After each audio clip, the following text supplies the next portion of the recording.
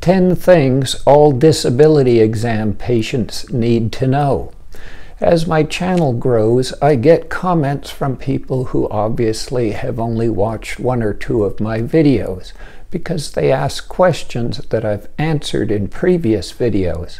So I decided to make this video about the 10 most important things for disability exam patients to know, and to make it fairly brief as either an introduction to the channel for people who are new, or as a summary for people who've watched several of my videos in the past.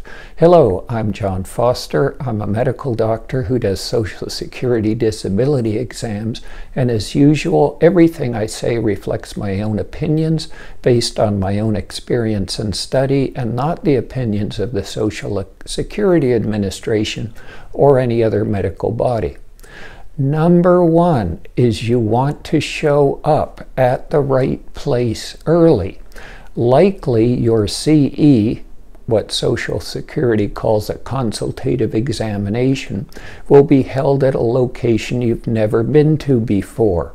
Are you absolutely certain you know how to get there and where it is? If you're not, I suggest you make a dry run on a day before your exam is scheduled. Go to the location. Make sure you know where it is. Also, traffic is a thing, so leave early so you get to your exam at the right place on time.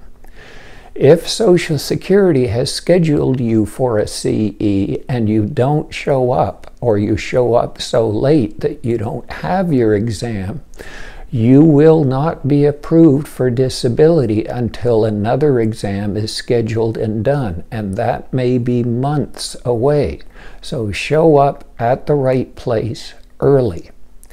Number two, at the exam, focus on your work-related limitations, your ability and limitations to see, hear, sit, stand, walk, lift, carry, handle objects, speak, travel, understand, remember, concentrate, persist, interact socially, and adapt.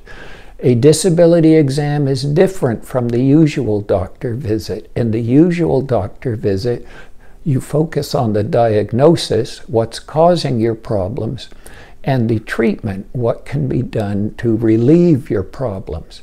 At a disability exam, the focus is on, can you work or not? Number three, don't spend time on conditions that don't limit your ability to work. For example, high blood pressure rarely, if ever, limits people's ability to work. Yes, it is a serious medical problem, but for a disability exam, it's not important. Number four, don't focus on psychological problems if you're there for a physical exam. Social Security considers physical and psychological problems in disability, and many people have both. However, they divide the exams into two types. The CE exam focuses on physical problems. Social Security may also schedule you for a psychological evaluation where you talk with a clinical psychologist, and those visits focus on psychological problems. So if you're scheduled for a CE exam, keep the focus on your physical issues. Number five, don't focus on your diagnosis. Yes, Social Security does want to know the cause of your problems, but that's of secondary importance. What is of primary importance is your work-related limitations. As an example, you might have a lot of difficulty standing and walking because you have arthritis in your knees, or you might have a lot of difficulty standing and walking because you've had a stroke and one of your legs is numb and paralyzed. Those are two completely different diagnoses with completely different treatments. But what Social Security is concerned with is how much difficulty do you have with standing and walking. Number 6, don't focus on your tests, especially on imaging tests such as X-rays or MRIs. For Social Security disability determination, these are supporting evidence, not primary evidence. The primary evidence are what your work-related limitations are, and nobody can tell that from the results of X-rays, MRIs, or other imaging studies. Number 7, be specific about your limitations. I constantly hear people say things like, I can't do heavy lifting, or I can't walk very far. What is heavy? What is very far? You have no idea, and neither do I. Find out what your limitations are. How much weight can you lift comfortably? How far can you walk comfortably? Do that before your exam. That's your responsibility. Number 8, don't leave out any work-related limitations. Every time I do a day of disability exams, I find limitations that the person forgot or didn't even mention.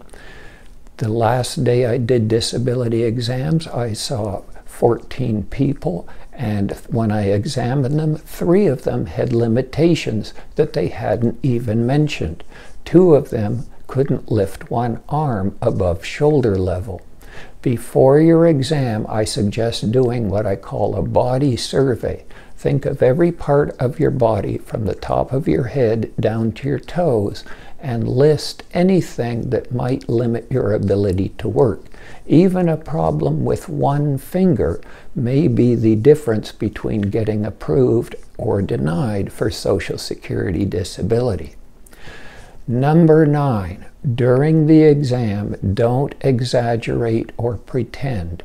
You may be tempted to do so, thinking that will increase your chances of being approved.